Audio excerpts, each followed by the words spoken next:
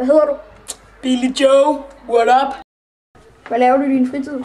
Jeg lavede med et boyband, Mike and Ray, Nick og Jay. Men folk siger bare, at vi tog navnet for Nick og Jay, men det er liars. Så gider jeg min haterblog og sådan noget i dag, hvor det er så alle de haters, vi har.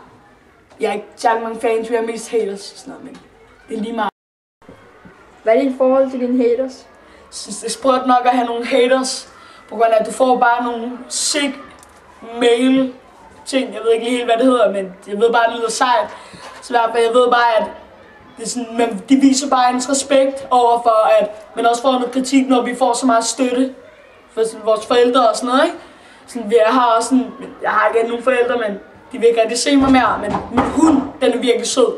Sådan en sød chihuahua, men den støtter mig rigtig meget gennem min sorg. Hvordan er der tid til at passe en hund, når man er så kendt som dig? Det ved jeg ikke, men i hvert fald, jeg får meget Frederik Fetterlein til at passe min hund.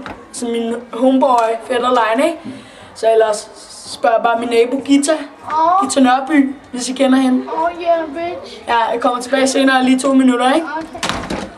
I hvert fald, det er meget, ja, undskyld, det er mine bitches. Ja, det er ras. Ja, det er noget. Men i hvert fald, tid til at passe en hund. Når man er sådan en kendt fyr som mig, så er der altid tid til at passe lille Puffy. Det hedder den. Så det skal altid være tid til at få lidt love, ikke så meget hate. Hvem har inspireret dig til at blive sådan sanger? Sådan den der Ronald McDonald. Jeg elsker ham sådan, den måde han bare leverer klovnen i McDonald's, ikke? Det har bare inspireret mig, men jeg måtte ikke. Jeg gik lidt for meget til med damerne, hvis du forstår. Sådan, wow. Sådan, de vil have for meget love af mig, ikke? Så blev jeg fyret. Så stod rest i køen. Så mødte vi bare hinanden, og så var det bare kærligheden til første blik.